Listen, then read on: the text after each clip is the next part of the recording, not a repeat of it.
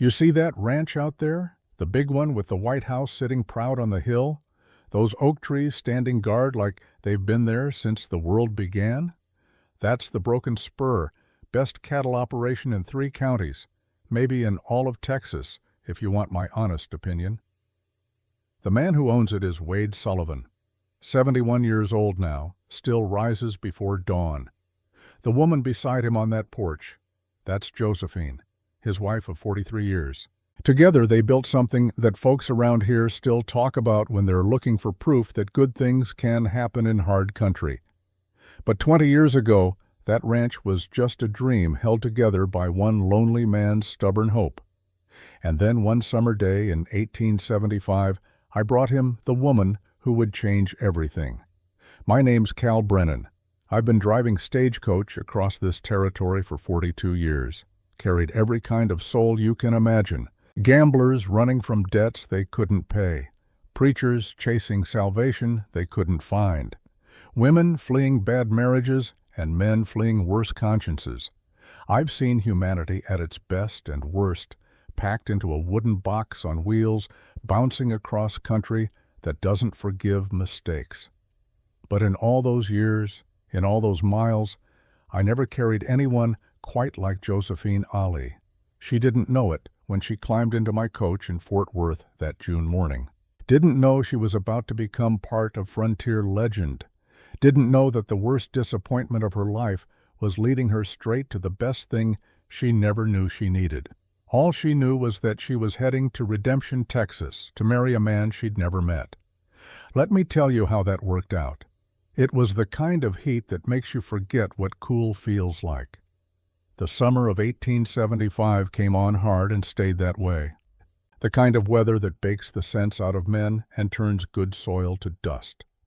3 weeks without rain, and the whole territory was holding its breath, waiting for the sky to break. I'd been driving the Fort Worth to Redemption route for 6 years by then. Knew every rut in the road, every place where the wheels liked to stick. Knew which creek beds would be dry and which might still have water worth stopping for. That particular trip I had 4 passengers, 2 traveling salesmen in the back, sweating through their city suits and complaining about the dust.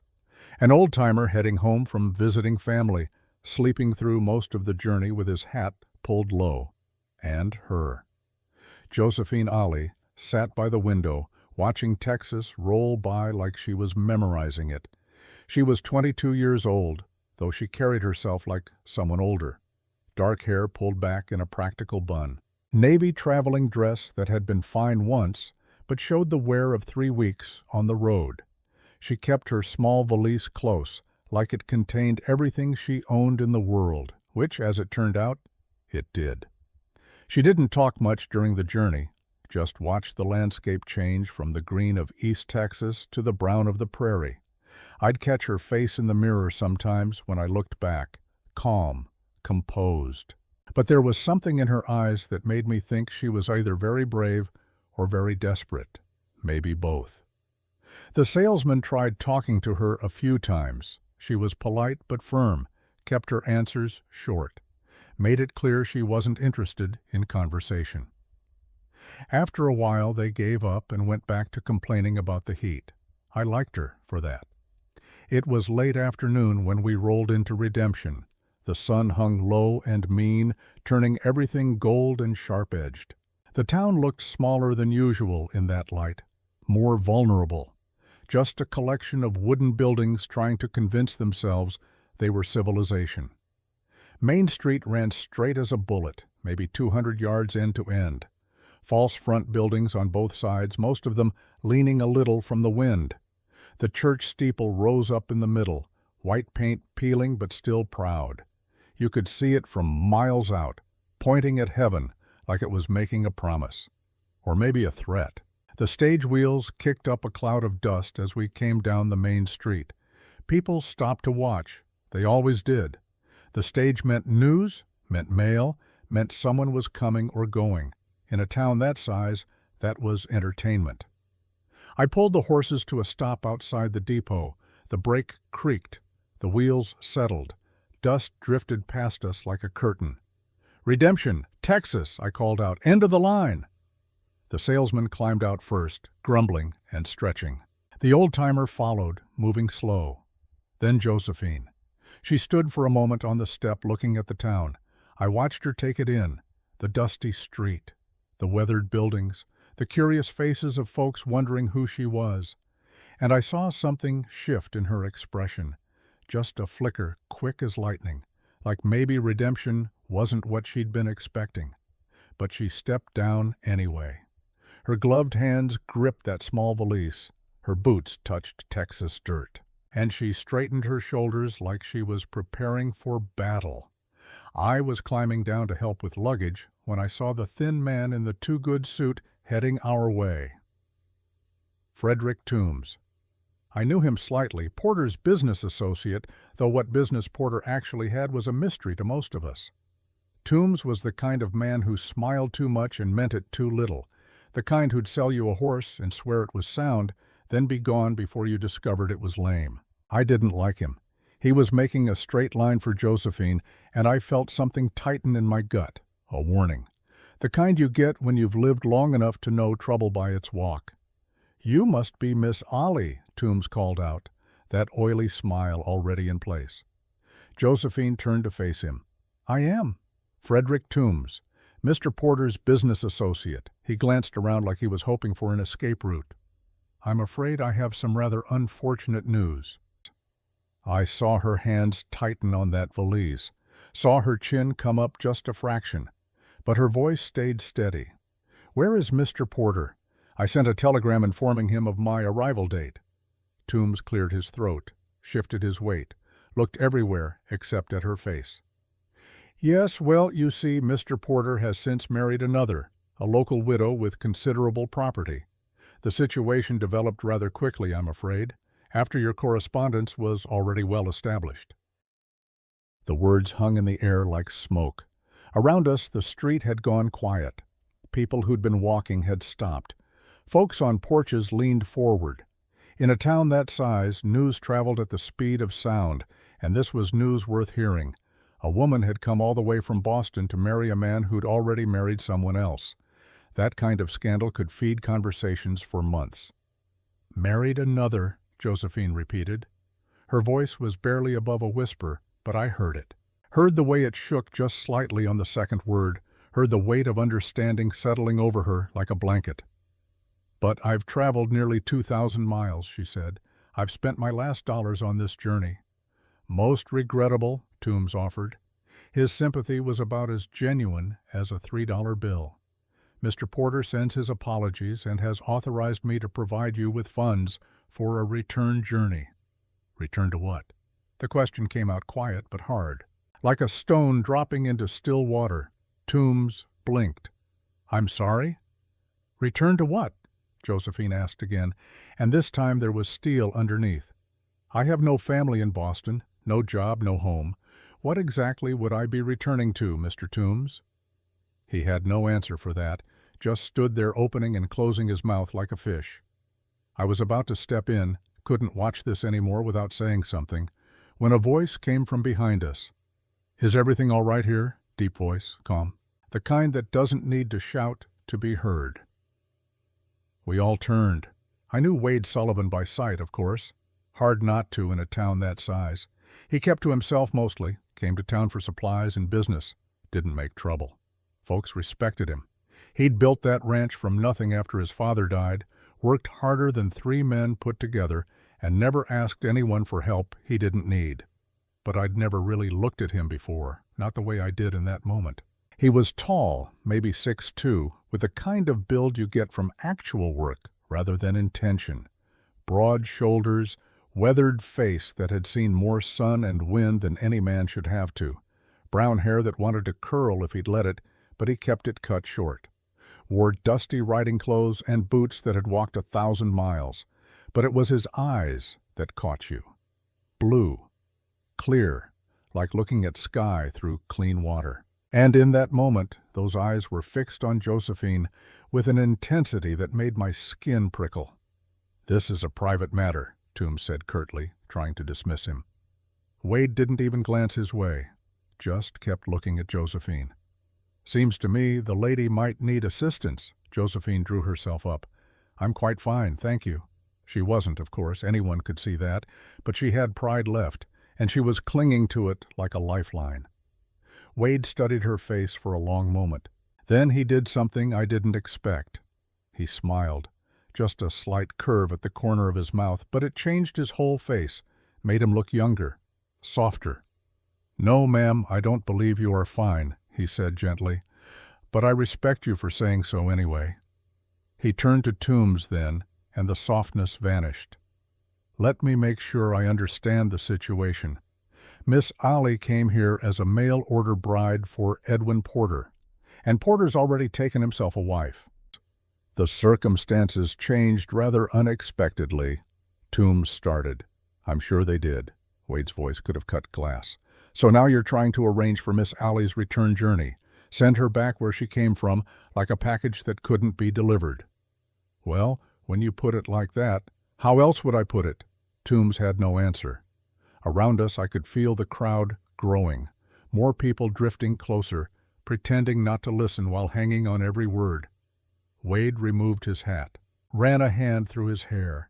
Then he looked at Josephine again, and I swear I saw something shift in his expression, like a door opening, or maybe a decision being made. I'm Wade Sullivan, ma'am. I own the Broken Spur Ranch just outside of town. Josephine nodded slightly.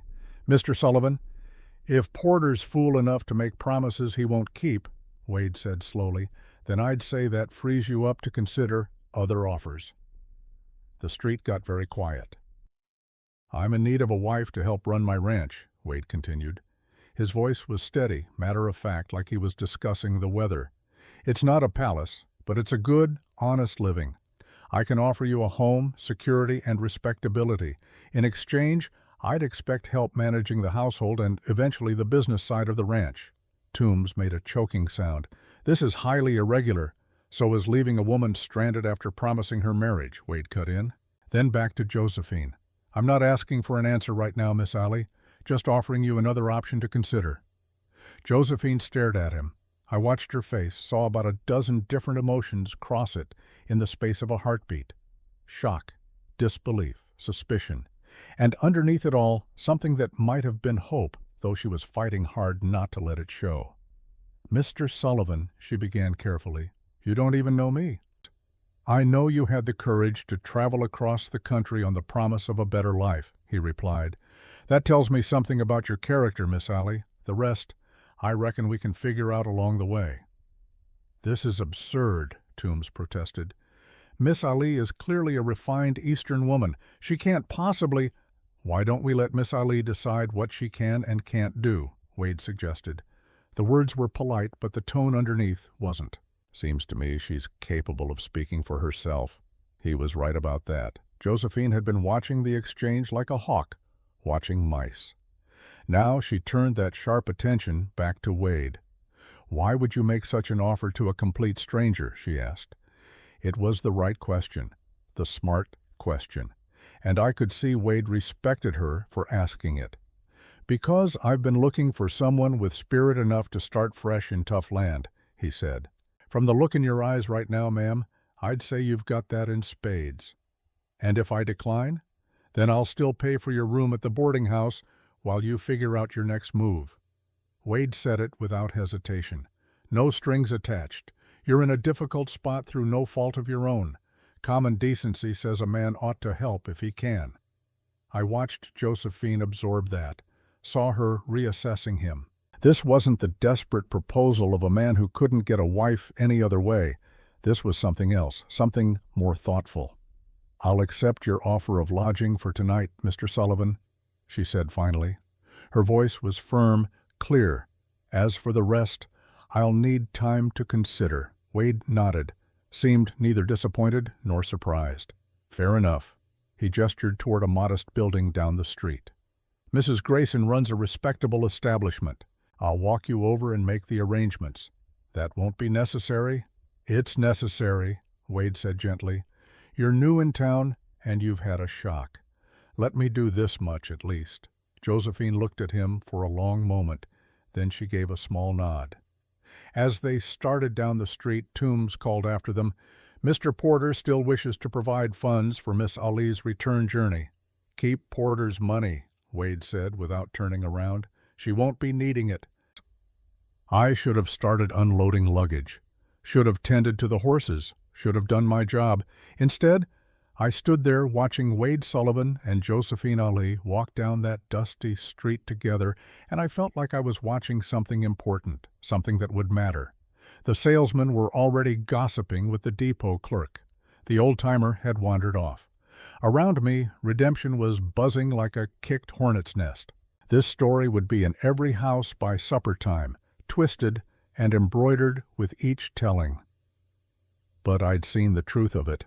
I'd seen a woman get her heart broken in the space of 3 sentences, and I'd seen a man take one look at her and decide she was worth the risk.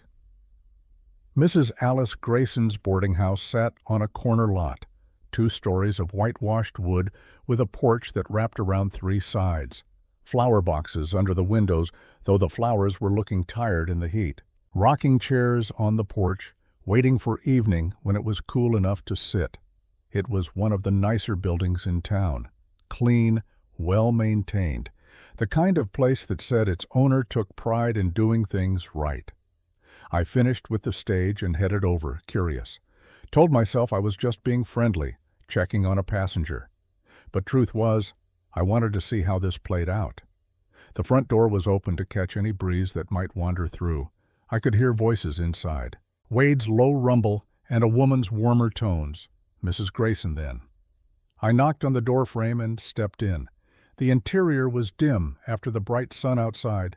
Took my eyes a moment to adjust. When they did, I saw Wade and Mrs. Grayson standing by the stairs. Josephine sat in a chair by the window, looking small and tired. "Cal?" Wade greeted me. "Didn't expect to see you." "Just making sure Miss Ali got settled proper," I said. "Part of the service." Mrs. Grayson, 50-something, sharp-eyed, with the kind of face that could be stern or kind depending on what you needed, gave me a look that said she knew exactly why I was there. But she didn't call me on it.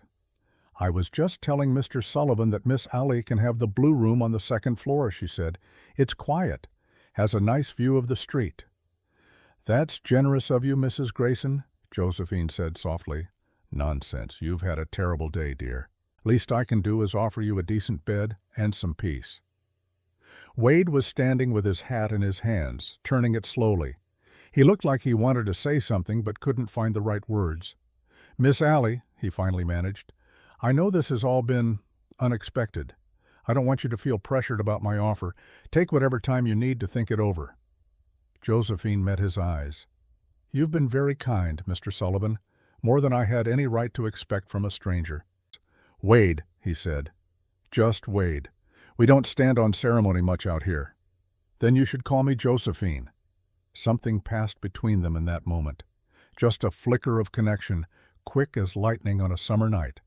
But I saw it. So did Mrs. Grayson, judging by the way her eyebrows lifted slightly.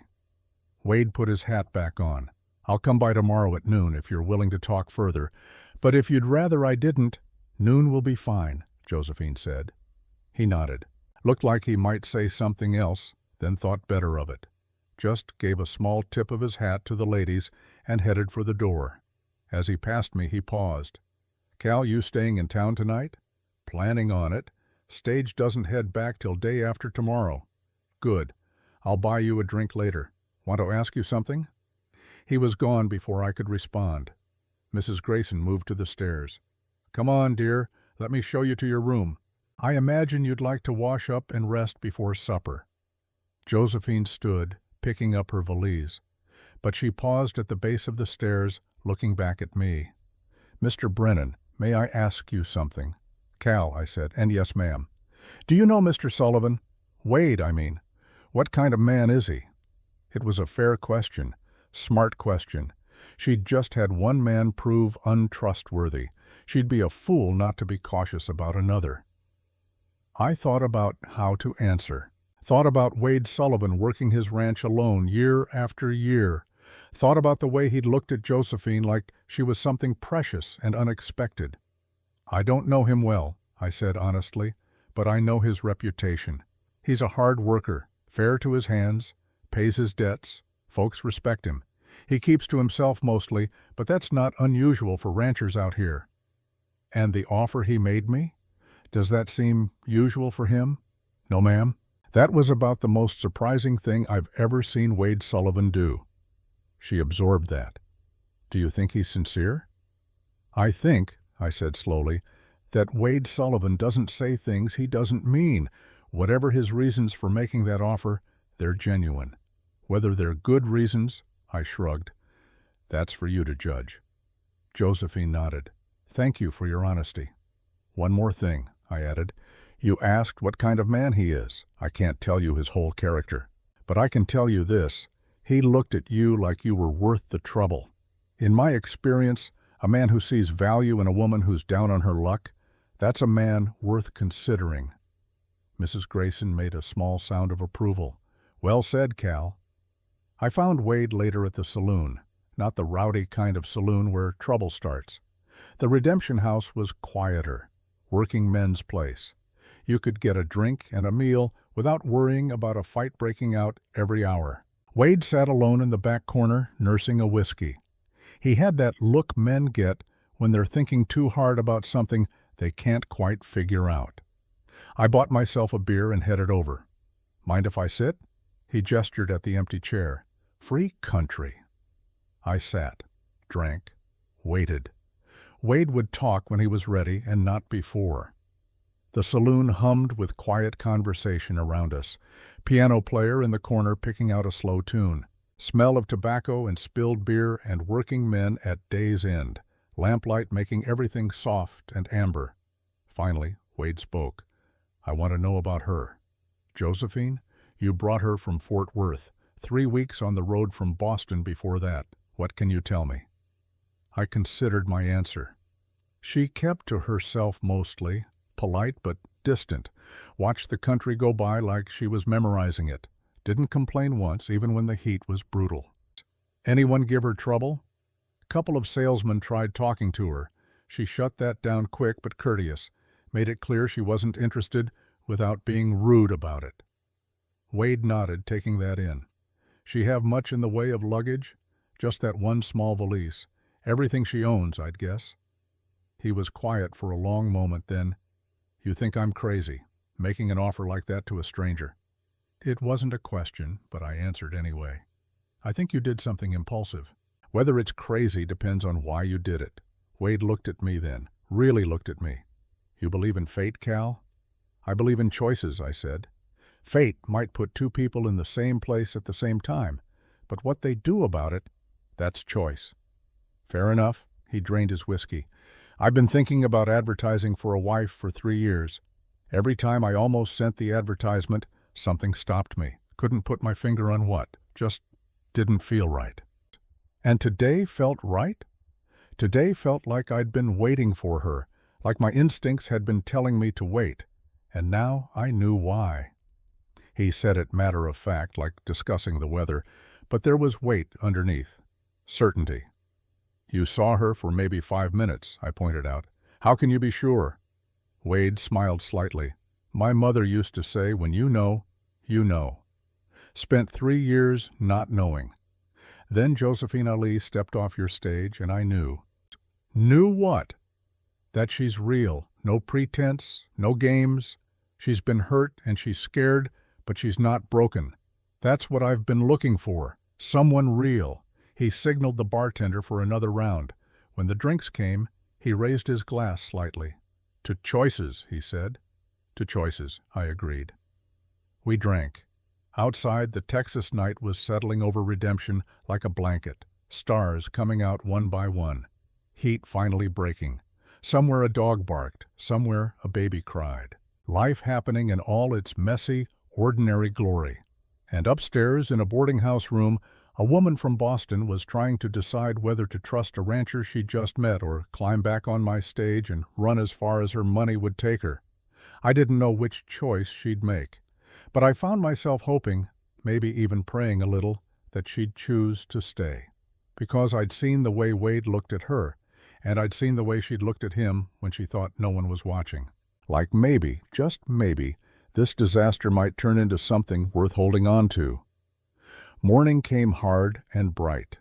I woke in my room above the saloon with the sun already heating the air. Could hear the town waking up around me, horses being led to water, shopkeepers sweeping porches, the everyday sounds of a place getting ready for another day of just being itself. I wondered if Josephine had slept, wondered what thoughts had kept her company through the long Texas night. I found out later, years later, over coffee at the Broken Spur when Josephine and I had become friends, what that first night was like for her. She told me she'd unpacked her few belongings in the blue room, hung up her 2 dresses, set out her brush and mirror, lined up the letters from Edwin Porter on the small desk by the window. Then she'd sat on the edge of the bed and let herself break. Not loud crying. Josephine wasn't the type for that, but quiet tears that came from somewhere deep, from the place where hope lives and dies, and sometimes, if you're lucky, finds a way to grow again. Her father had been dead 8 months. The factory where she'd worked had closed 6 months after that. The modest house she'd grown up in had been sold to pay his debts. Her sister Elizabeth had married against their father's wishes and moved to New York. They hadn't spoken in 2 years. Edwin Porter's advertisement had seemed like Providence, a respectable businessman seeking a well-educated wife to help him build a life in the growing frontier town of Redemption, Texas. His letters had been full of promises, a comfortable home, a position in society, security. She'd spent her last money on the journey west, and now she had nothing. Again. Except for one thing. A stranger with blue eyes and calloused hands had looked at her like she was worth saving. The question was, could she trust him? Could she trust herself? Or was she just trading one mistake for another? She told me she stayed up most of that night making a list.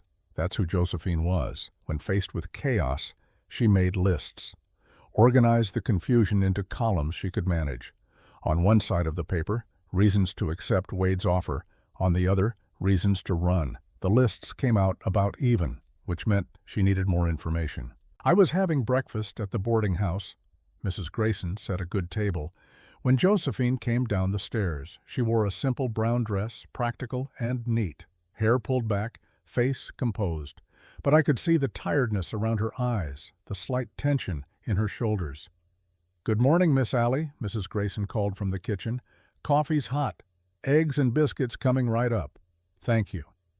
Josephine sat at the table nodding politely to me and the 2 other boarders, an older gentleman reading a newspaper and a young traveling salesman who'd come in on yesterday's stage. The salesman tried making conversation. Josephine shut it down with such efficient politeness that I almost smiled. The young man went back to his eggs, deflated. Mrs. Grayson brought coffee and a full plate.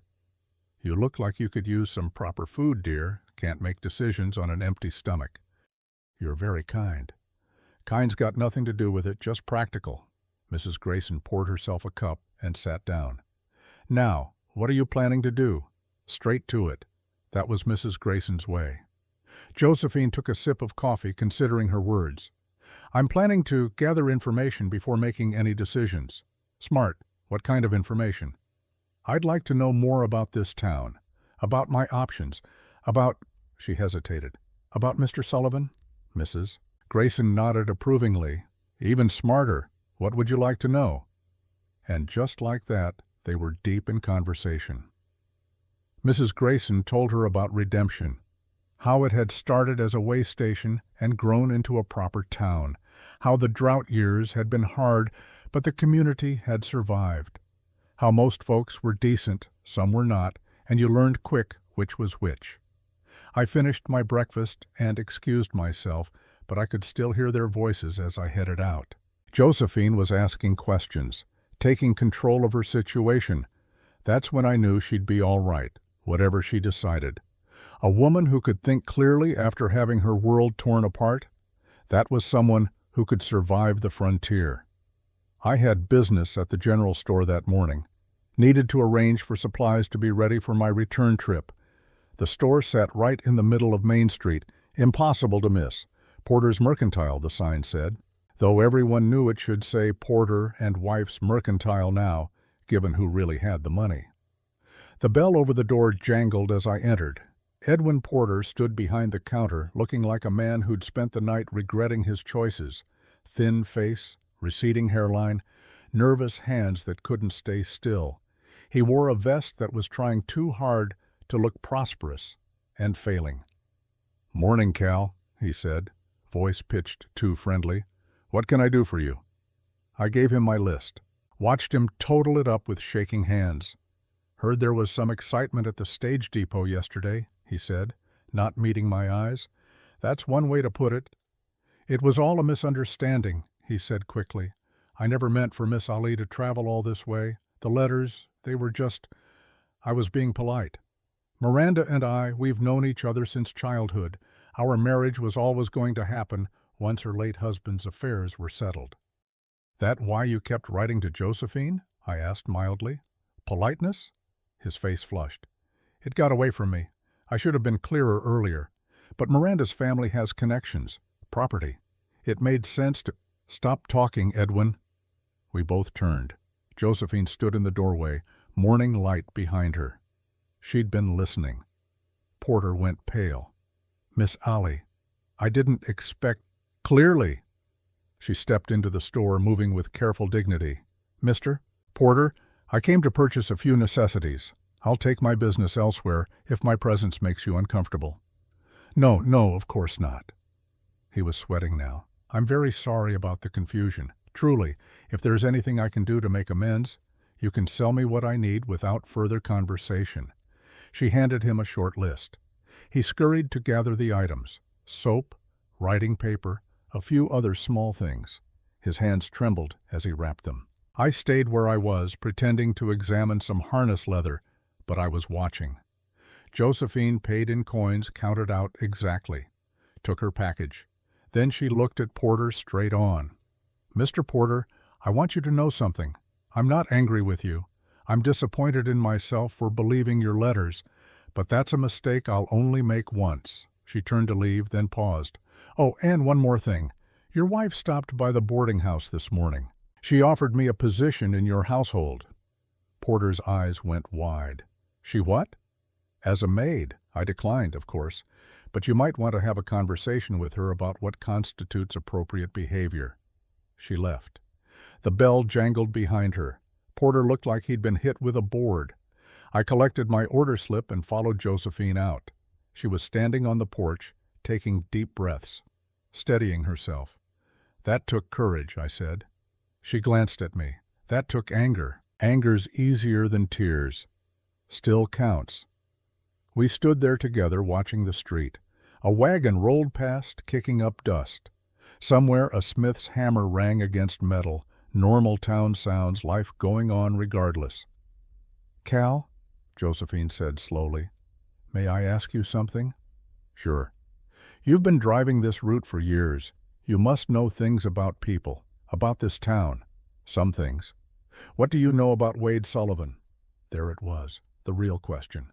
I thought about my conversation with Wade the night before, thought about the look in his eyes when he talked about fate and choices. "I know he built his ranch from almost nothing," I said. "His father started the place, died when Wade was young. His mother passed a few years back. He's been alone since then, except for ranch hands. No wife, no family. Sister married and moved to Denver. That's it for family." Josephine absorbed this. "Mrs. Grayson mentioned something this morning about Wade and Miranda Porter. She said they knew each other before." "That's true. She said Miranda refused him once." I nodded. "When they were younger, Miranda wanted refinement, society, things Wade couldn't offer. She married old Mr. Jenkins instead. He had money." "And when Jenkins died?" "From what I heard, Miranda approached Wade. He wasn't interested." Josephine turned to look at me fully. "Why not? She's beautiful, wealthy now, socially connected." "You'd have to ask Wade. But if I had to guess? Wade Sullivan's the kind of man who remembers who stood by him when things were hard. Miranda chose money over him once. Why would he trust her not to do it again? So he chose me instead." She said it quietly. Someone desperate enough to say yes. No, ma'am, I don't think that's it at all. Then what? I took my time answering. I think Wade Sullivan's been waiting for someone real, someone who sees him for what he actually is, not what she wishes he could be. And when you stepped off that stage yesterday, broken down, angry, scared, but still standing, I think he recognized something he'd been looking for. Josephine was quiet for a long moment. Or, she said finally, I'm a convenient solution to his problem. He needs a wife. I need security. It's transactional. Could be, I agreed. But transactions based on honesty work better than romances based on lies. You got letters full of pretty promises from Porter. You got a straight offer from Wade. Which one would you rather build on? She didn't answer, just looked out at the street, thinking. Then she squared her shoulders. I have other places to visit this morning. Thank you for your time, Cal. She walked off toward the church. I watched her go, and I thought, that's a woman on a mission. She was testing her options, all of them. Smart. Josephine told me later about the rest of that morning. She visited Reverend Johnson at the church, found him in his study, a small room filled with books and morning light. He was a middle-aged man with kind eyes and the worn look of someone who'd seen too much suffering and still believed in redemption anyway. Miss Allie, he'd greeted her. I heard about your arrival. I'm sorry for the difficult circumstances. Thank you, Reverend. I was hoping you might answer some questions for me. Of course, please, sit. She'd asked him about Wade, about his character, his history, his standing in the community. Reverend Johnson had been thoughtful in his answers. Wade Sullivan is one of the most honorable men I know, he'd said. He keeps his word, treats his workers fairly, contributes to the church. When there was a fire at the Henderson place 2 years ago, Wade was the first one there with supplies and labor to help rebuild. And his offer to me? Does that seem in character? The Reverend had smiled slightly. Wade's not an impulsive man. If he made you that offer, he had his reasons. Good ones, I'd wager. But marriage? To a stranger? Miss Allie, the frontier's built on people taking chances on each other. Half the marriages out here start with less acquaintance than you and Wade have. What matters isn't how you start. It's what you build together. She'd thanked him and left. But she wasn't done. Around mid-morning, I saw her heading toward the saloon. Not the main entrance. She was too smart for that. But there was a side entrance that led to the restaurant area. Some saloons doubled as eating establishments during the day. The Redemption House was one of them. I was curious, so I followed, casual-like, just happening to need lunch early. Inside, I found Josephine sitting at a table with Miss Daisy Thornton. Now that was interesting. Daisy ran the Redemption House. She was in her 40s, with red hair going to gray and a sharp business sense. She'd come west as a young woman, invested smart, bought the saloon when the previous owner drank himself to death, ran it clean and profitable. She also had a reputation for looking out for women who had nowhere else to go. I took a table nearby, close enough to hear if I wanted to, which I did. Can always use good help, Daisy was saying. Restaurant needs someone who can manage accounts, deal with suppliers. The pay's decent, room and board included. What would people say, Josephine asked, about me working in a saloon? They'd say you're practical, restaurants separate from the drinking side, respectable enough. You wouldn't be serving liquor or dealing with drunks. But there would be talk. There's always talk. Daisy leaned back. Question is, can you live with it?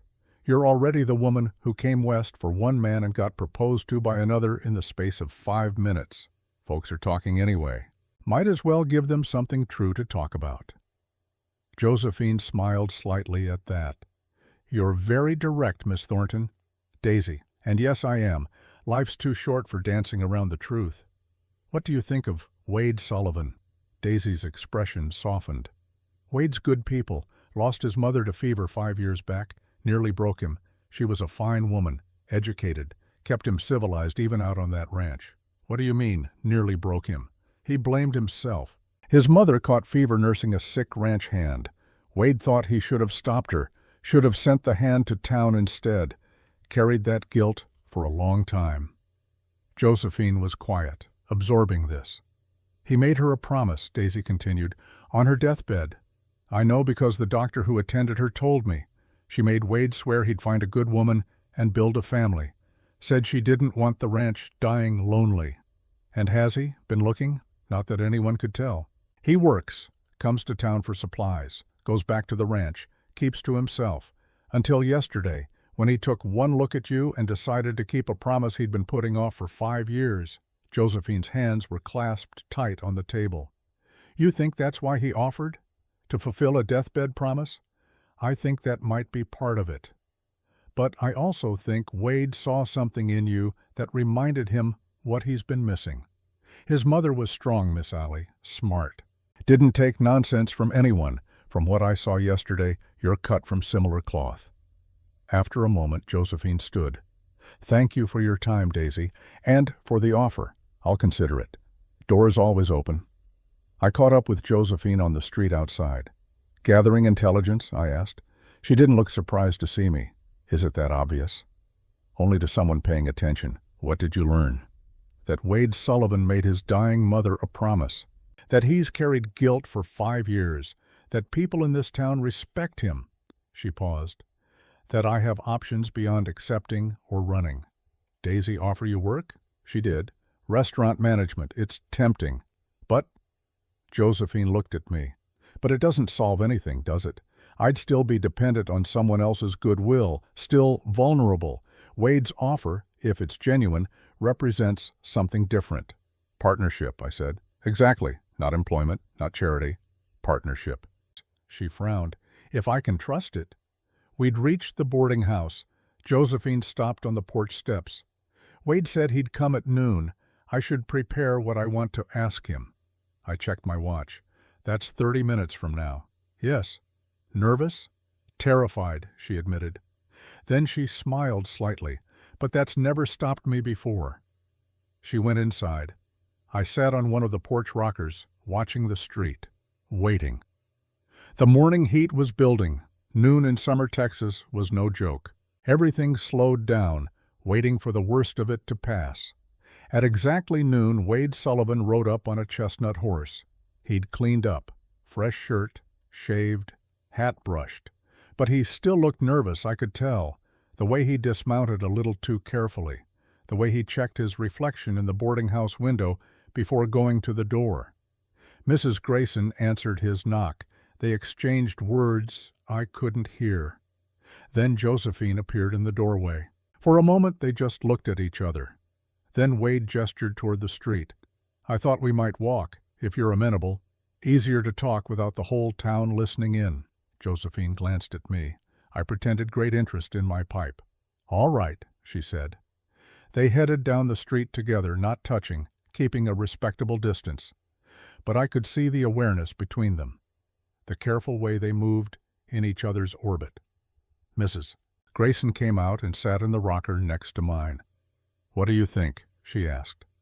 I think we're watching something that'll matter, I said, one way or another. You're a romantic, Cal Brennan. I'm a realist who's seen enough of the world to know when something's worth rooting for. We sat there in the heat, two old-timers watching a story unfold. Wade and Josephine walked to the edge of town where the buildings gave way to open country. The land stretched out forever under that big Texas sky. Heat shimmered off the prairie grass. I wasn't there for this part, but years later, both of them told me about it. Wade had been direct, like always. I want to be honest with you about why I made that offer yesterday, Paddy said. Josephine had nodded. I'd appreciate that. 5 years ago, my mother died. Before she passed, she made me promise something. He'd looked out at the land, not at her. She said, find a woman with strength in her spine and kindness in her heart. Don't wait for perfect, wait for real. Build a family, Wade. Don't let this ranch die lonely. I'm sorry for your loss. Thank you. He'd taken a breath. I've been thinking about that promise for 5 years. Even wrote advertisements for a mail-order bride 3 times. Never sent them. Something always stopped me. Until yesterday. What changed yesterday? Then he'd looked at her. Really looked at her. I was in my hotel room when your stage arrived. I happened to be at the window. I saw you step down, saw your face when Toombs delivered his news, and I saw something I'd been waiting to see. What? Someone real, no pretense, no performance, just pure, honest reaction. You were hurt and angry and scared, but you didn't break. Your chin came up, your shoulders straightened, and I thought, that's her. That's the woman my mother meant. Josephine had been quiet for a long moment. So you came downstairs and offered me marriage. I came downstairs intending to offer help. The marriage part surprised me as much as you.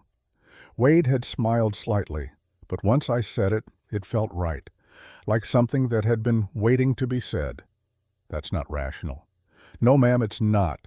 But I've learned to trust my instincts about people, and my instincts are telling me you and I could build something good together. You don't know me, Josephine had protested.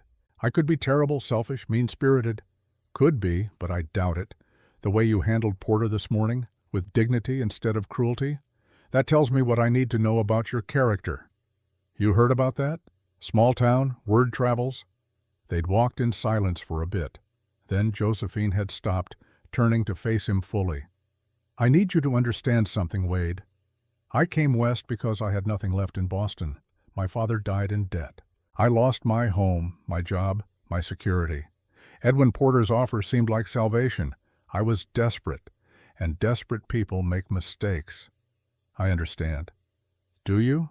Because I need to know that if I accept your offer, it's not just another desperate mistake. I need to know you're offering partnership, not rescue. I won't be saved, Wade. I'll be an equal or I'll be nothing. Wade had studied her face for a long moment. Then he'd smiled, a real smile that lit up his whole face. Josephine Ali, I'm not looking to rescue anyone. I'm looking for a partner strong enough to help me run a ranch and smart enough to make it better. From what I've seen so far, you're more than qualified. I know nothing about ranching. You'll learn. I know nothing about keeping proper accounts or managing a household efficiently. You'll teach me. That's what partnership means. Josephine had looked out at the distant ranch lands, at the endless sky, at the hard, beautiful country that could kill you or make you stronger. I need time, she'd said finally. I need to see your ranch, understand what I'd be walking into. And I need honesty, Wade, complete honesty, about what you expect, what you need, what this marriage would really mean. Fair enough. Can you ride? It's been years, but yes. Then come to the ranch tomorrow. See it for yourself. Meet my men. Look at the accounts if you want. Ask any questions you need answered. He'd paused. And if you decide it's not for you, I'll respect that. No hard feelings. The offer of lodging stands either way. Why are you being so patient with me? Wade had looked at her with those clear blue eyes. Because patience is how you build things that last. I'm not interested in quick. I'm interested in forever. That evening, I found myself back at the saloon with Wade. He looked different, lighter somehow, like he'd set down a weight he'd been carrying. How'd it go? I asked. She's coming to the ranch tomorrow. That's good. She wants complete honesty, wants to see everything before she decides. Smart woman. Wade nodded. That's what makes this terrifying. She's smart enough to see through any bullshit, strong enough to walk away if it's not right. He drained his whiskey. What if she decides I'm not worth the risk? Then you'll have tried, I said. Your mother would be proud of that. He looked at me sharply. How did you? Small town, remember? Word travels. I leaned back. For what it's worth, I think Josephine's already half decided. She wouldn't be doing all this investigating if she was planning to run. She'd just run. You think so? I know so. I've been watching people make decisions for 40 years. She's not running. She's negotiating. Wade smiled at that. Partnership from the start, then. That's my read. We drank in comfortable silence for a while. Then Wade said, quiet-like, I saw her from my hotel window, you know, before I went down to the street. Figured as much. The moment she stepped off your stage, Cal, something in my chest just settled. Like a compass finding north. I can't explain it better than that. Don't need to. Some things don't have explanations. They just are. Think she'll say yes? I thought about Josephine, about the way she'd gathered information all day, like a general planning a campaign, about the steel in her spine and the intelligence in her eyes. I think, I said slowly, that if you're honest with her tomorrow, if you show her exactly what you're offering and what you're asking, she'll make the right choice. Whatever that is. Wade nodded, set his empty glass down. Time to head back to the ranch. Got to make sure everything's ready for tomorrow. He stood, put his hat on, then paused. Cal, thank you for bringing her here, he trailed off, searching for words. For being in the right place at the right time, I offered. Yeah, that. After he left, I sat alone with my beer and my thoughts. I'd driven that Fort Worth to Redemption route hundreds of times, carried thousands of passengers. Most of them I forgot as soon as they stepped off the stage, but something told me I'd remember Josephine Ali and Wade Sullivan for the rest of my life. The next morning dawned clear and hot. I was having breakfast at the boarding house when Josephine came downstairs. She wore her riding outfit, practical brown skirt, white shirtwaist, sturdy boots, hair in a tight braid, ready for business. Morning, Miss Ali, Mrs. Grayson greeted. Wade's outside with horses. You ready for this? As ready as I'll ever be. But I could see the nerves in the set of her shoulders, the slight tremor in her hands as she drank her coffee. Josephine, Mrs. Grayson said gently, May I tell you something? Of course. I lost my husband in the war, 12 years ago now. We'd been married 3 years, not long, but long enough to know what love looks like. She paused. After he died, I thought that was it. I'd had my chance. But lately I've been thinking, maybe there's more than one chance. Maybe life gives us opportunities if we're brave enough to take them. Are you talking about me or yourself? Josephine asked softly, Mrs. Grayson smiled. Maybe both. Just don't let fear make your decision. Let sense make it. And sense says Wade Sullivan's a good bet. Josephine squeezed her hand. Thank you. Outside, Wade was waiting with 2 horses. He'd brought a gentle-looking bay mare for Josephine, helped her mount with careful hands, making sure she was secure before swinging up onto his own chestnut. It's about an hour's ride, he said. Trail's easy. We can go slow. They rode out of town together. I watched them from the boarding house porch until they disappeared into the shimmer of heat and distance. Think she'll come back? Mrs. Grayson asked. One way or another, yes, I said. Question is, will she come back to stay or to pack her bags? We'd find out soon enough. What I didn't know, what none of us knew, was that while Wade and Josephine were riding toward the broken spur, Miranda Porter was making her own plans. She'd seen them together, watched Josephine walk with her husband-to-be, seen the way Wade looked at the Boston woman, the way he'd never looked at Miranda, not even when they were young. And Miranda Blackwell Porter wasn't the type to accept that quietly. She had connections in Redemption, people who owed her favors, people she could influence. That morning, she started calling them in. By noon, rumors were spreading through town like wildfire. About the desperate Eastern woman who'd thrown herself at Wade Sullivan, about how she'd tried to seduce Edwin Porter first, about her questionable past in Boston. None of it was true, but truth and rumor don't always keep the same company.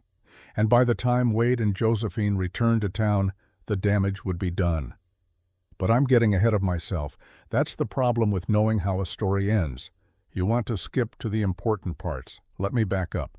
Let me tell you about what happened at the Broken Spur that day, because that's where everything changed.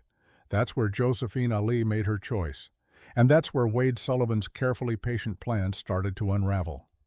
The ride to the Broken Spur took them through country that made Josephine catch her breath. I heard about it later from both of them. How the land opened up as they left Redemption behind. How the prairie grass rolled like waves under the wind. How the sky got bigger the farther they rode until it felt like the whole world was just earth and air and possibility. Wade kept the pace easy, checking on Josephine every few minutes, making sure she was comfortable, pointing out landmarks. That creek bed's dry now, he'd said, indicating a sandy gulch, But come spring, it runs strong. Good water for the cattle. How many head do you run? Josephine had asked. About 300 right now. Could support twice that if I had better water access. There's a property adjacent to mine, the old Jenkins place. Has a year-round spring. Been trying to negotiate for it. The same Jenkins who was Miranda's first husband? Wade had glanced at her. News travels fast. Mrs. Grayson mentioned it. She's been very forthcoming. Alice Grayson's good people. Knows everyone's business but doesn't use it cruel. He'd paused. Yes, same Jenkins. The property went to his nephew after he died. Man doesn't want to ranch it, but he's asking top dollar because he knows I need that water. Josephine had filed that information away, already thinking, already calculating. That's who she was. Give her a problem, and her mind started working on solutions. They'd ridden in comfortable silence for a while. Then Wade had pointed ahead. There, that ridge, the broken spurs just beyond. They crested the rise, and Josephine saw it for the first time. The ranch spread out in a valley, sheltered by low hills. The main house sat on a slight elevation, 2 stories of timber and stone painted white, with a wide porch wrapping around 3 sides. Not fancy, but solid. Built to last. Outbuildings clustered nearby. A large barn, its red paint weathered, but still bright. A bunkhouse. Corrals. A small garden plot with flowers blooming despite the heat. And beyond it all, rolling grassland dotted with cattle. Oak trees providing shade. The sense of space and air and freedom. It's beautiful, Josephine had said softly. Wade had looked pleased. It's home. They rode down to the ranch at an easy pace. As they approached, several men emerged from the barn, ranch hands, coming to see who was arriving. Wade dismounted first, then helped Josephine down. His hands on her waist were careful, brief, proper. But she'd felt the strength in them. The calluses earned from hard work. Miss Allie, this is Daniel Cooper, my foreman. Daniel was young, maybe 26, with sun-bleached hair and a skeptical expression. He tipped his hat politely, but his eyes were assessing. Ma'am. Mr. Cooper. And that's Miguel Torres and Tom Henderson. Good men, both of them. The other hands nodded greeting. Miguel was older, weathered, with kind eyes. Tom was barely out of his teens, eager and curious. Daniel, could you see to the horses? Wade asked. Miss Allie and I will be a while. Sure thing, boss. As Daniel led the horses away, Josephine caught him exchanging a look with Miguel, a look that said, Boss bringing a woman to the ranch. What's that about? She understood.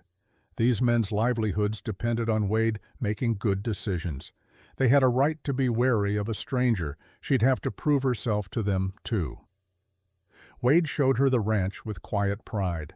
The barn first, solid and well-maintained. The hayloft, the tack room where leather gleamed from regular oiling. Everything organized, everything in its place.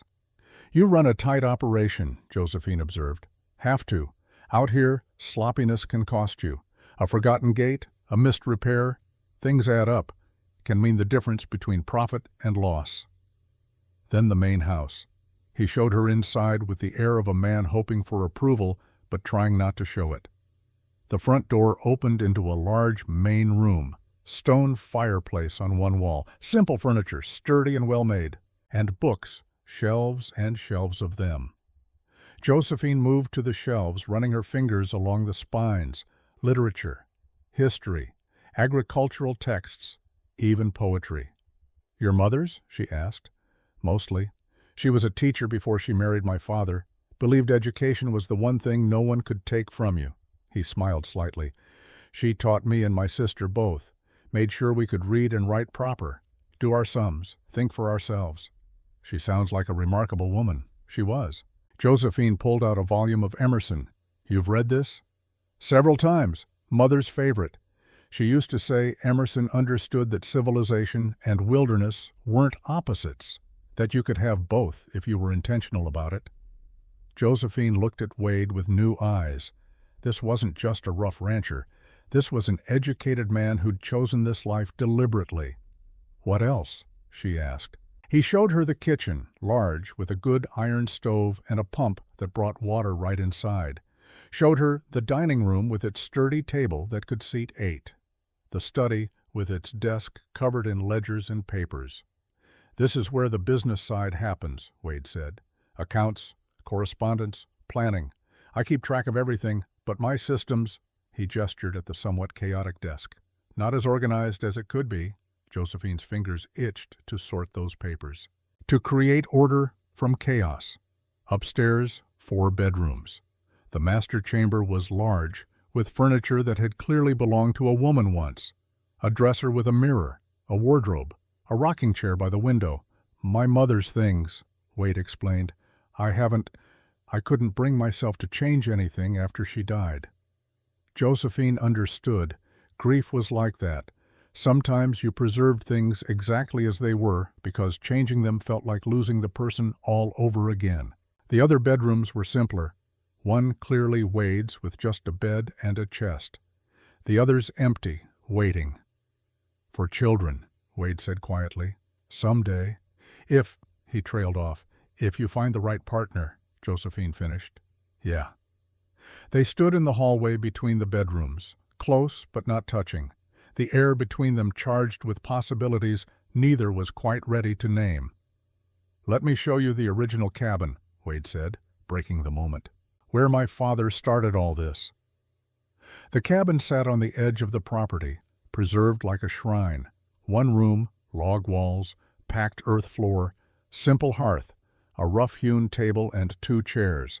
It was primitive compared to the main house, but Josephine could feel the history in it. "My father built this in 1848, Wade said.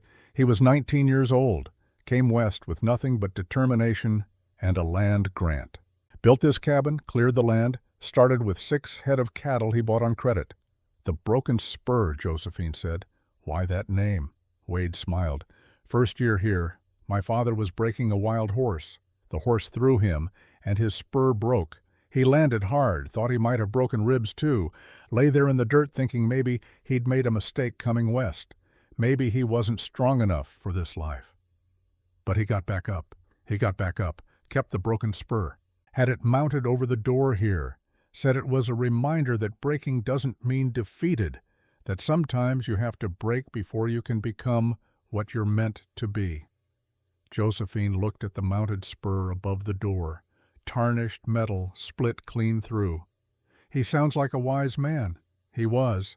Died when I was 16. Kicked by a horse, hit his head wrong, was gone before the doctor could get here." Wade's voice was steady, but she heard the old pain underneath. "Left me to care for my mother and sister, to keep this place running." That must have been terrifying. It was. I failed more times than I can count that first year, made mistakes that cost us, but I learned. And I had my mother to guide me. She was strong, Josephine, stronger than my father in some ways. She kept us going when I wanted to give up. He was quiet for a moment, looking at the cabin. "I made her a promise before she died, to build on what they started, to make the Broken Spur something that would last, to find someone to share it with and build a family here." He turned to Josephine. "That's what I'm offering you. Not rescue, not charity. A chance to be part of building something that matters." Josephine felt tears prick her eyes. She blinked them back. "You barely know me, Wade. What if I'm not capable of that? What if I fail you? What if you don't?" he countered. "What if you're exactly the partner I need and I'm exactly what you need? What if taking this risk is the smartest thing either of us ever does?" Before she could answer, a shout came from the direction of the main ranch. Boss, we got trouble." Wade was moving immediately, Josephine following. They ran back toward the corrals where Daniel was waving frantically. "Fence broke on the south pasture. Cattle getting into Harmon's wheat field.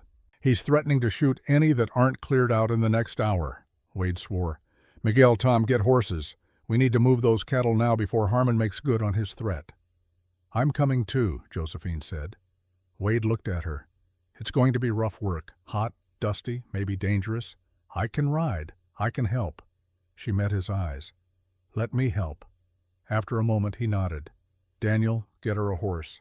The next 2 hours were chaos. 2 hours. Josephine had ridden as a girl in Boston, sedate canters through parks. This was nothing like that.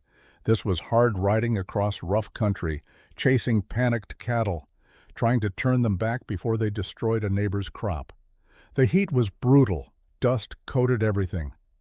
Her throat burned from yelling. Her thighs ached from gripping the horse. But she didn't quit. She watched Wade and his men work, saw how they moved together, anticipated each other, worked as a team. And she tried to do the same. "On your left," Wade shouted at one point, and Josephine turned her horse just in time to cut off a steer trying to bolt. "Good," Wade called. "Push him back toward the others." By the time they got the last of the cattle back through the broken fence and into the correct pasture, the sun was past its peak and everyone was exhausted. Wade dismounted to examine the fence. The wood was old, rotted through in places. "Need to replace this whole section," he muttered. "Should have done it last month, but I kept putting it off. Now it's cost us half a day's work and nearly cost us cattle." "And a neighbor's goodwill," Josephine added, looking across at Harmon's wheat field where several men stood watching them suspiciously. Wade nodded grimly.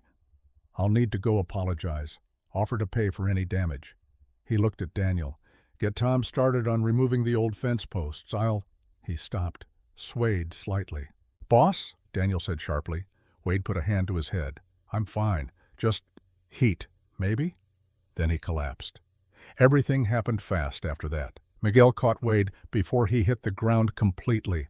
Tom ran for water. Daniel was shouting for someone to ride for the doctor. And Josephine was kneeling beside Wade, checking his pulse, her hands steady despite the fear coursing through her. "He's burning up," she said. "This isn't just heat exhaustion. Help me get him to the house." Between the three men, they got Wade onto a horse. Miguel rode behind, holding him in the saddle. Josephine led the way, pushing her tired horse into a gallop. At the house, they carried Wade upstairs to his bedroom. Josephine started barking orders. "Tom, ride for Dr. Peterson. Fast as you can. Miguel, I need cold water, clean cloths, and any willow bark tea if there is any. Daniel, help me get his boots off." The men scrambled to obey. Something in her voice, calm, clear, commanding, made them trust her. While they worked, Josephine examined Wade. Fever. Definitely fever. But from what? Then she saw it. His left arm, when she pushed up the sleeve. An angry red wound, half-healed, infection setting in. "When did this happen?" she demanded. Daniel looked. "Day before yesterday. Got cut on some rusty wire. He said it was nothing, wrapped it himself. It's infected badly." Josephine's mind raced. She'd helped care for her father in his final illness, knew the signs, knew how quickly infection could turn deadly in this heat. Miguel returned with water and cloths. Josephine began bathing Wade's face, his neck, trying to bring the fever down. "There's no willow bark," Miguel said apologetically. "Then we do what we can." She looked at Daniel. "How long until the doctor gets here?" "Hour, maybe more." An hour in which the fever could spike higher, in which Wade could slip further away. Josephine made a decision. "I need you all to leave. Now, go tend the horses, fix that fence, whatever needs doing. I'll call if his condition changes." "Ma'am, it's not proper for you to be alone with," Daniel started. "Propriety can wait," Josephine cut him off. "Your boss needs care, and I'm the only one here who knows how to give it. So unless one of you has nursing experience, get out." They got out. Josephine worked through the afternoon and into the evening. She cleaned the infected wound as best she could with hot water and clean cloth, made Wade drink when he was conscious enough to swallow, bathed him with cool water when the fever spiked. And when he was delirious, when he muttered and thrashed, she held his hand and talked to him. Talked about Boston, about her father, about anything to keep him grounded. "Stay with me, Wade Sullivan," she whispered. "You made me a promise. Offered me a partnership. I'm holding you to that. So you stay with me. You hear?" At some point, Mrs. Hernandez arrived. Miguel had sent for her. The housekeeper took one look at the situation and nodded approval at Josephine's care. "You're doing good," she said in accented English. "I'll make broth. He'll need strength when the fever breaks." "If it breaks." Josephine said quietly. When? Mrs. Hernandez corrected firmly. Wade Sullivan is strong, and now he has reason to fight. She looked at Josephine meaningfully. Someone to fight for. The doctor arrived as sunset was painting the sky orange and gold. Dr. Peterson was an older man, efficient and thorough. He examined Wade, cleaned the wound more thoroughly, applied a poultice. You did well, he told Josephine. The fever would have been much worse if you hadn't started treatment when you did. He's lucky you were here. Will he be all right? Next 24 hours will tell. Fever should break by morning if it's going to. Keep doing what you're doing. Fluids, cool baths, watch for delirium. He paused. You planning to stay the night? Yes. Alone? Mrs. Hernandez will be here, for propriety's sake. The doctor smiled slightly. Good. Wouldn't want the town talking more than they already are. Josephine's head snapped up. What do you mean? Dr. Peterson looked uncomfortable. You haven't heard? There's been talk in town today. Rumors about you and Wade. Some nonsense about you trying to trap him into marriage, about your past in Boston being questionable. Josephine felt cold despite the evening heat. Who's spreading these rumors? Can't say for certain, but Miranda Porter was in town today visiting various ladies, and you know how these things start. After the doctor left, Josephine sat by Wade's bedside as darkness fell. Miranda. Of course it was Miranda. She should have expected this. Should have known the other woman wouldn't accept defeat gracefully. But it still hurt. To have her character questioned. To have lies spread about her when she'd done nothing wrong. Wade stirred, mumbling something. Josephine leaned closer. What is it? Don't leave. His voice was thick with fever, but the words were clear. Please, don't leave. I'm not leaving, she whispered, gripping his hand. I'm right here, Wade. I'm staying. And as she said it, she realized it was true. Whatever was happening in town, whatever rumors Miranda was spreading, didn't matter. What mattered was this man who'd looked at her and seen someone worth believing in. This man who'd offered her partnership when the world offered her nothing. She'd made her choice. Now she just needed him to survive long enough for her to tell him. I learned all this the next morning when I rode out to the Broken Spur. Word had reached town that Wade was sick, that Josephine had stayed. The rumors that were already flying turned into a full storm. I'd heard the talk at breakfast, heard the speculation, the judgment, and I'd decided enough was enough. Someone needed to know the truth, and someone needed to make sure Josephine wasn't facing this alone. I found her on the front porch, looking exhausted, still wearing yesterday's riding outfit, now dusty and wrinkled, hair coming loose from its braid. But her eyes were clear and determined. Cal? She greeted me. What brings you out here? Checking on you. And Wade. How is he? Fever broke an hour ago. He's sleeping now. Doctor says he should recover fully. Relief washed through me. That's good news. Yes. She sat in one of the porch rockers, moving like her whole body ached. It was a close thing, though. If we hadn't gotten him inside when we did. But you did. You took care of him. I did what anyone would have done. No, I said firmly. You did what a partner does, what family does. She looked at me with something like gratitude. Have you heard the talk in town? I asked carefully. Dr. Peterson mentioned it. Rumors. About me trapping Wade. About my supposed questionable past. She smiled bitterly. Miranda's work, I assume. That'd be my guess, too. She's been making the rounds, planting seeds. You know how it is in small towns. Lies travel faster than truth. I know. Josephine was quiet for a moment. Cal, can I ask you something? Anything. The money Wade gave me that first night. The envelope he left at the boarding house. Do you know where that money came from? I hesitated. It wasn't my story to tell, but Josephine needed to know. Daniel mentioned something yesterday, I said slowly. Said Wade had just paid the ranch hands their wages the day before you arrived. Said the boss was running thin until the cattle contracts came through next week. Josephine's face went still. He gave me his last cash. Near enough. And if I'd left town, if I'd used that money to go to Kansas City like I was planning, He'd have had to borrow from the bank, put the ranch at risk. She put her face in her hands. God, he risked everything for a stranger. He risked everything for you, I corrected. There's a difference. When she looked up, her eyes were wet, but she wasn't crying. I can't let Miranda destroy him with lies. He doesn't deserve that. What are you going to do? I'm going to go back to town. Face her. Face all of them. Make them understand the truth. Josephine, that might not be wise. Tempers are running high. People believe what they want to believe. I don't care. She stood, squaring her shoulders. Wade put his reputation on the line for me, offered me partnership, gave me hope when I had none. I'm not going to hide out here while people slander him because of me. I recognized that look, that set to her jaw. She'd made up her mind. All right then, I said, but you're not going alone. Give me a few minutes to saddle a horse. Cal, you don't have to. Yes, I do. Wade would want someone looking out for you. And seeing as he's not in any shape to do it himself, the job falls to me. She smiled then, a real smile, warm and grateful. Thank you. We rode back to Redemption in the late morning heat. Daniel had tried to convince Josephine to wait, to rest, to let this blow over, but she'd been adamant. Mrs. Hernandez would stay with Wade. The fever had broken.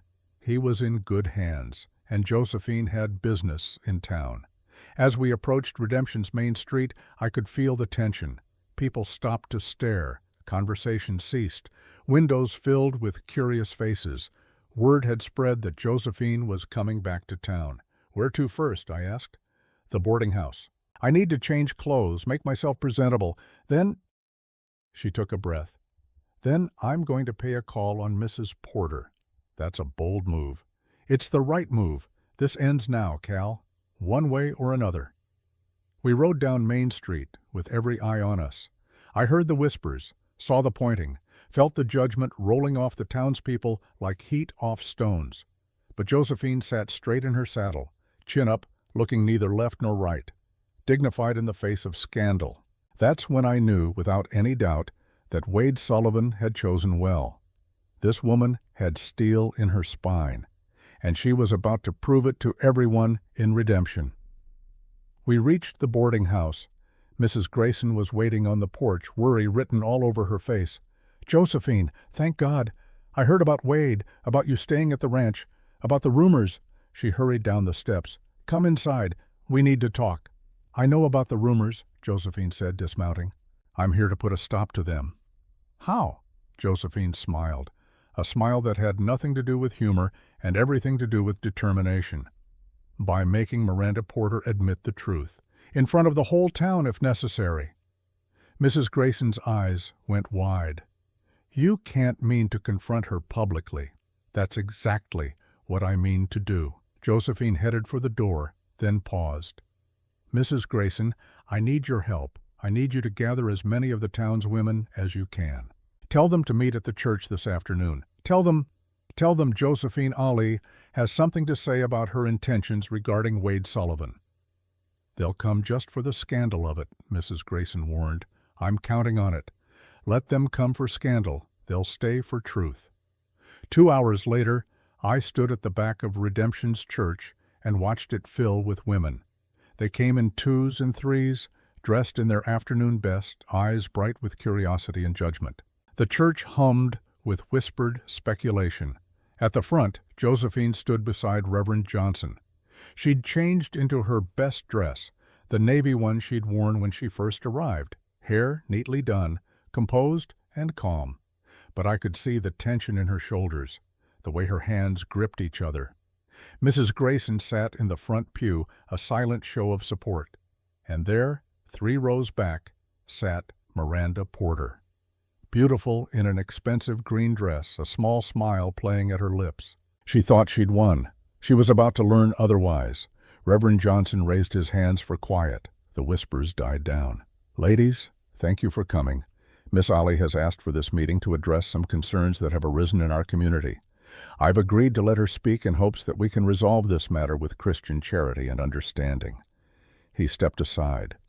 Josephine moved to the center of the aisle, looking out at the assembled women. Thank you all for coming, she began. Her voice was steady, clear. "I know there has been talk about me, about my arrival in redemption, my relationship with Mr. Sullivan, and my character. I'm here to address that talk directly." Miranda's smile widened slightly. "Some of you have heard that I came to redemption to trap a wealthy man into marriage, that I seduced Mr. Porter, and when that failed, moved on to Mr. Sullivan, that my past in Boston was questionable." Murmurs rippled through the church.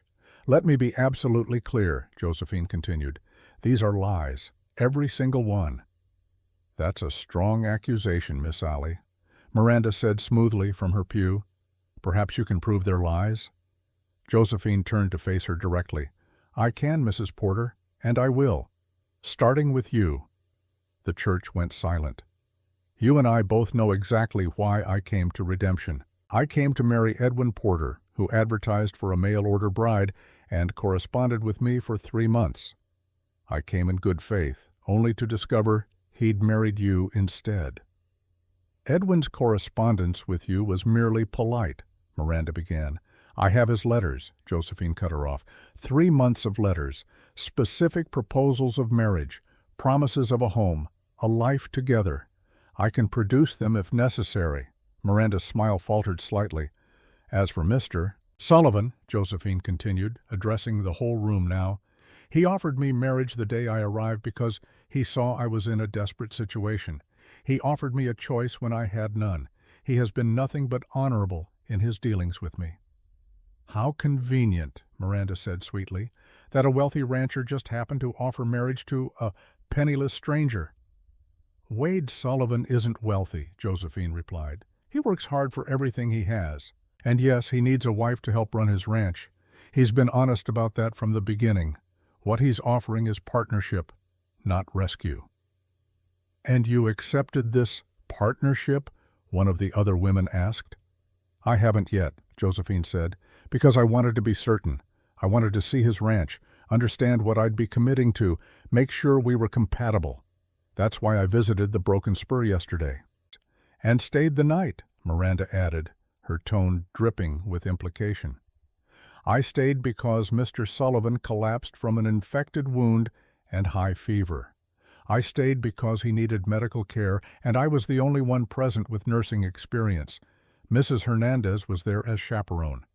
Dr. Peterson can confirm the medical necessity." She turned back to Miranda. "But you know all this already, don't you, Mrs. Porter? Because you knew about Wade's injury. You knew he was vulnerable. And you chose this moment to spread lies about me, to damage both our reputations. The question is, why?" Miranda stood, her face flushed with anger now. "How dare you?" "Why, Miranda?" Josephine pressed.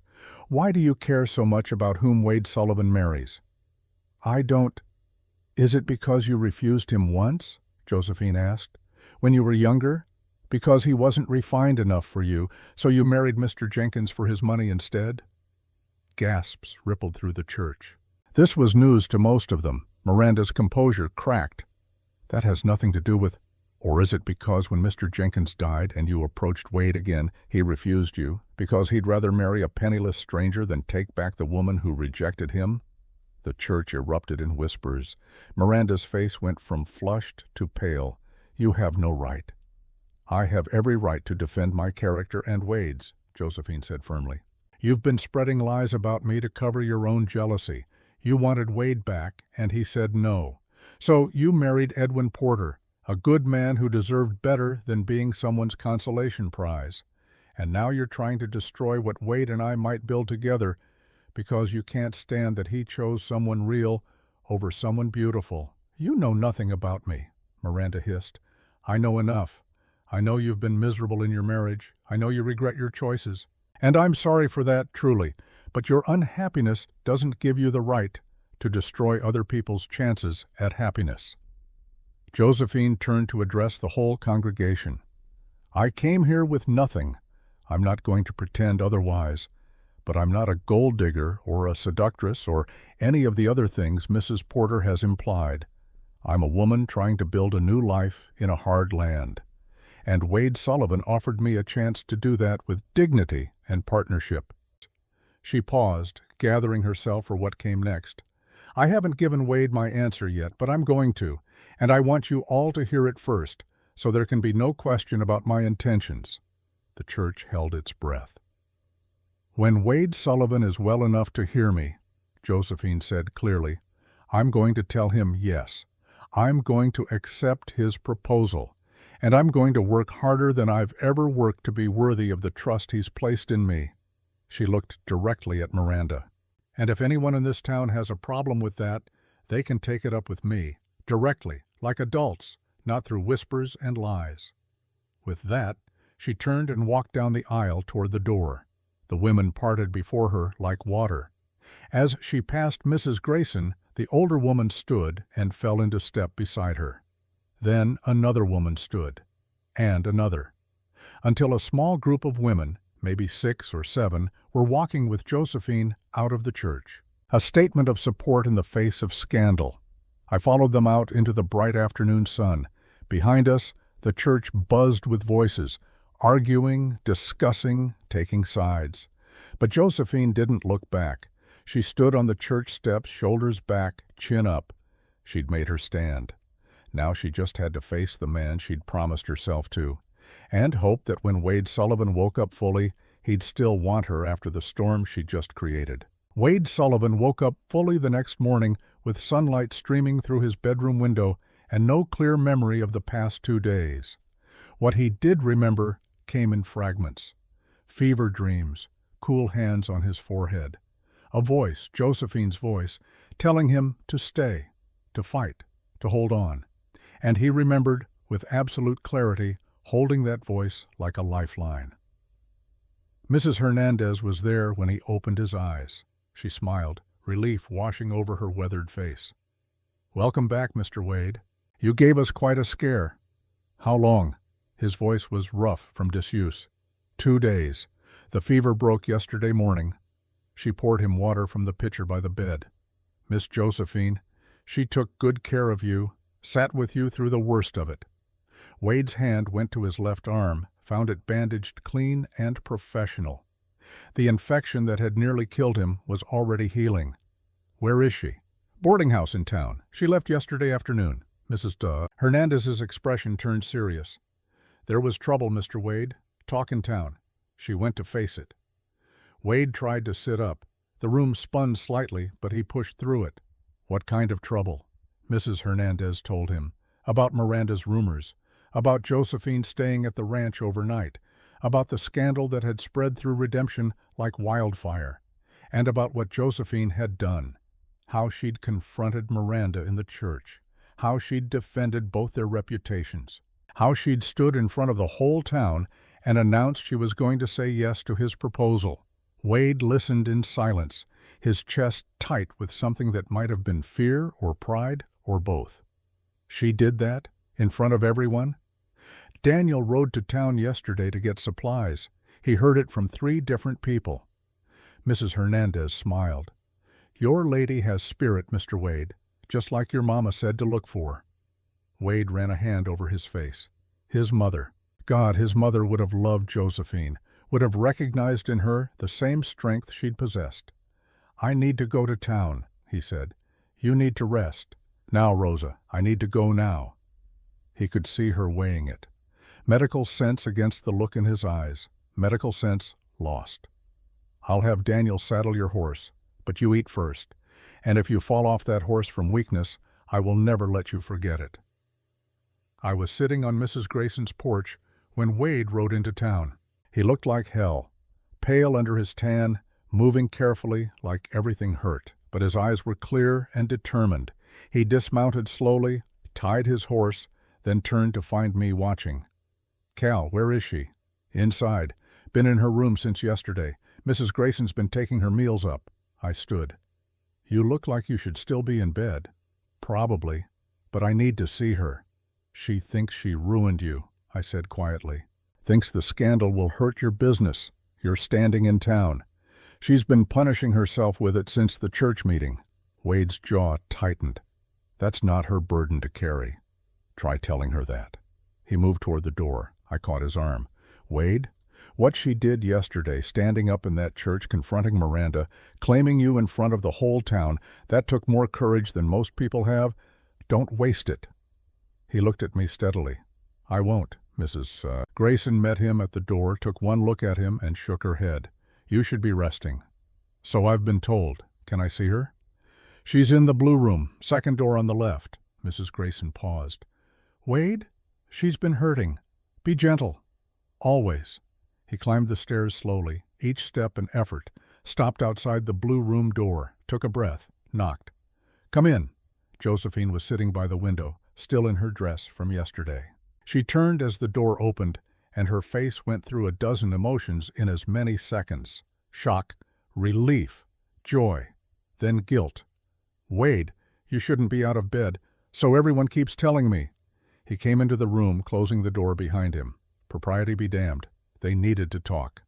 "I heard what happened, what you did." She stood, wringing her hands. "I'm so sorry. I know I should have stayed quiet, let it blow over, but I couldn't.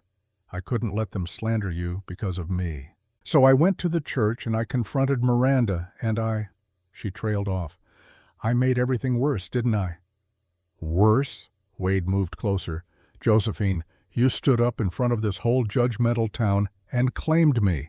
You defended my honor when I couldn't defend it myself. You chose me. How in God's name is that worse?" The scandal will pass. Scandals always do, but what you did," he reached out, took her hands in his, "what you did showed me exactly who you are. And I was right about you from the start."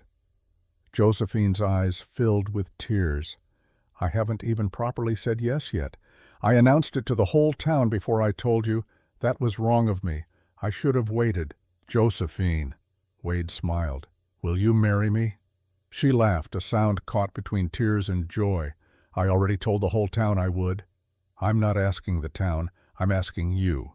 She looked up at him, at this man who'd seen her at her lowest and offered her partnership, who'd given her his last money and risked his health and let her take charge when he was vulnerable, who'd waited to ask this question until she was ready to answer it. "Yes," she said clearly. "Yes, I'll marry you, Wade Sullivan."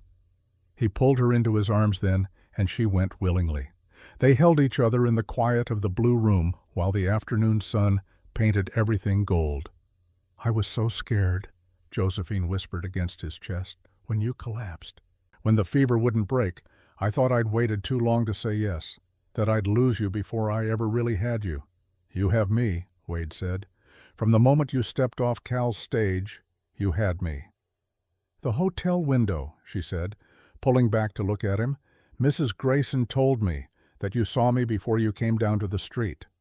Wade had the grace to look slightly embarrassed. "I did, and I know how that sounds." "It sounds like fate," Josephine interrupted. "Or choice. Or maybe both." She touched his face gently. "I don't care which. I'm just grateful you looked." They stayed like that for a long moment. Then Wade swayed slightly, and Josephine guided him firmly to the chair. "Sit before you fall down. You're still recovering." "Yes, ma'am." He sank into the chair gratefully. "Bossy already. I like it." "You're going to get a lot more of it once we're married." She knelt beside the chair. "Wade, are you sure about this? Really sure? Because once we start, I'm not going to be some demure rancher's wife who just keeps house.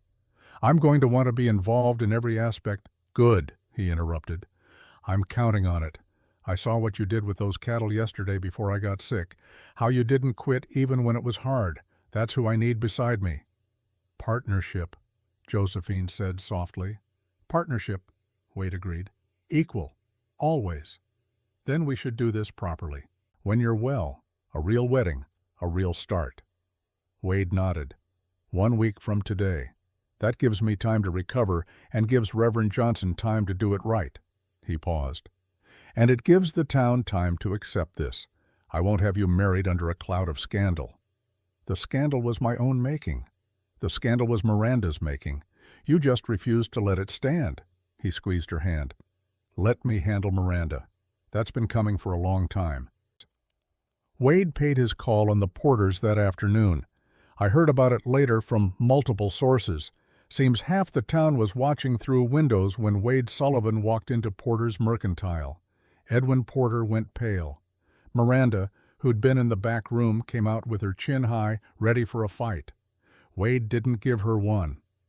"Miranda," he said quietly, "we need to talk, just us. Edwin, give us a minute." Edwin scurried out like his pants were on fire. Wade and Miranda stood in the store, facing each other across years of history. "I'm not here to yell at you," Wade said, "or to threaten you. I'm here to ask you to stop."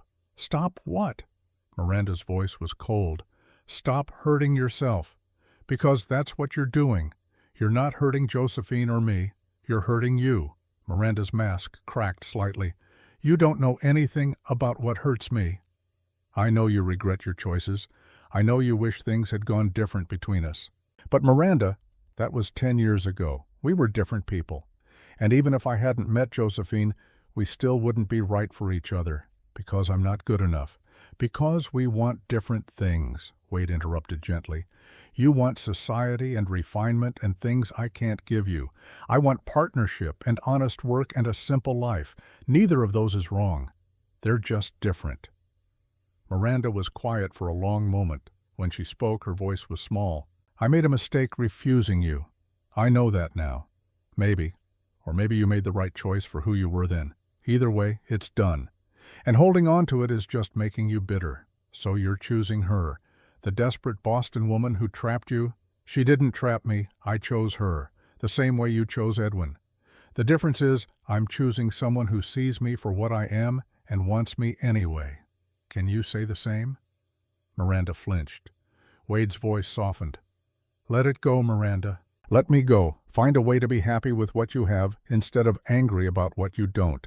You'll be better for it. Edwin will be better for it." He turned to leave, then paused. "For what it's worth, I hope you find what you're looking for. I really do." He left her standing there among the dry goods and regrets. The wedding was a week later, on a Sunday morning, when the heat had broken slightly and the sky was that impossible blue that only Texas can manage. Small ceremony. Just the Reverend, Mrs. Grayson, the ranch hands, a few townspeople who'd taken Josephine's side. And me, of course. I wouldn't have missed it for the world. Josephine wore her mother's pale blue dress, altered to fit. Wade wore his Sunday best, still a little pale from his illness, but steady. They said their vows in front of God and witnesses, their voices clear and sure. When Reverend Johnson pronounced them husband and wife, Wade kissed her, brief and respectful, but with a promise of more to come. "Mrs. Sullivan," he said softly. "Mr. Sullivan," she replied with a smile. After the ceremony, there was a small gathering at Mrs. Grayson's. Simple food, quiet celebration. No one mentioned the scandal. No one brought up Miranda. This was a new start, clean and honest. I found Josephine alone on the porch for a moment, looking out at the town that was now her home. "Any regrets?" I asked. She smiled. "About 30 seconds worth when I was standing in that church facing down Miranda. But no regrets." "Good." I handed her a small package. "Wedding gift. From me." She opened it to find a journal, leather-bound and new. "For recording your new life," I said. "Your father was a clerk, you said. Kept good records. Maybe you'd like to keep your own. For your children someday." Her eyes misted. "Thank you, Cal, for everything. For bringing me here. For being there when I needed a friend." "That's what friends do." I looked out at the street. You know, in 40 years of driving stage, I've seen a lot of stories. But yours is one I'll remember. It's not over yet. No, the best parts are just starting. Wade and Josephine left for the Broken Spur that afternoon as husband and wife. I watched them ride out of town together, and I thought about beginnings, about how the worst disappointments can lead to the best discoveries, about how sometimes being broken is just the first step to becoming stronger, about how two strangers can choose each other and build something that matters. I stayed in Redemption for one more day before heading back to Fort Worth. Had to see how things settled. By the time I left, the town had mostly moved on. New scandals were already brewing. That's how it works in small places. Miranda and Edwin left town a month later, moved to Dallas, where nobody knew their history. I heard years later that they'd made some kind of peace with each other. Not love, maybe, but an understanding.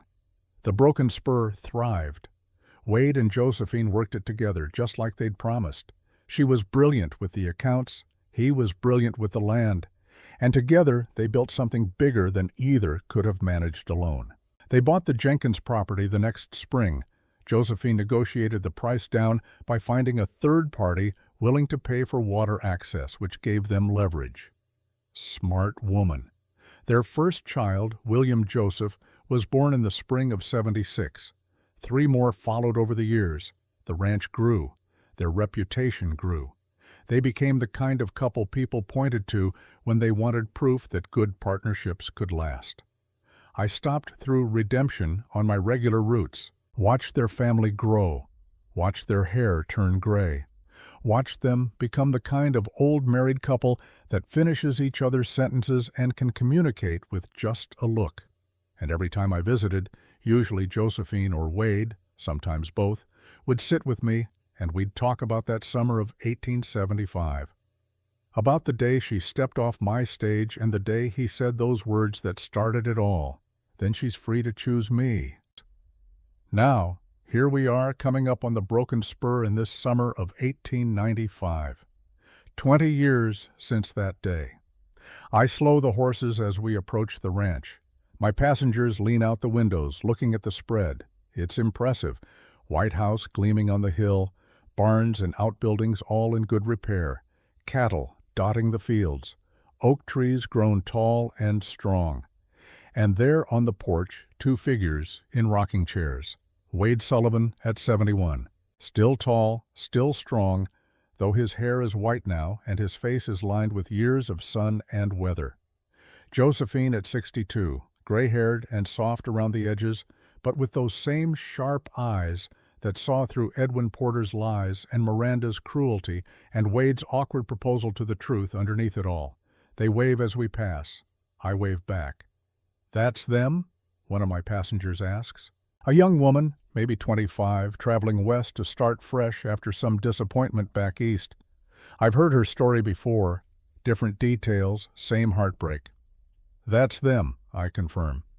"And they really met the way you said? He really proposed on the spot?" "Yes, ma'am. I was there. Saw the whole thing." "And she really stood up in church and announced she'd marry him before he even knew?" "She did indeed." The young woman is quiet, watching the ranch disappear behind us as we continue down the road. "Do you think—" she starts, then stops, starts again. "Do you think that could happen for anyone? Finding something good after something terrible?" I think about all the years, all the miles, all the stories I've carried across this territory.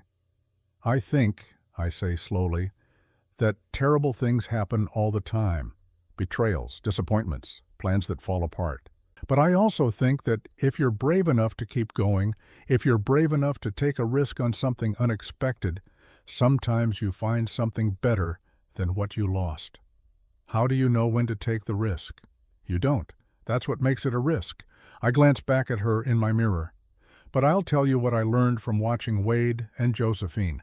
The risk isn't in choosing wrong. The risk is in being too scared to choose at all. She nods slowly, taking that in. We ride in silence for a while, the stage rocking gently, the Texas sun painting everything gold. Behind us, on that porch, Wade Sullivan reaches over and takes his wife's hand. She squeezes back. They don't need words anymore. After 20 years, they speak in touches and looks, and the comfortable silence of 2 people who chose each other and kept choosing each other every day since.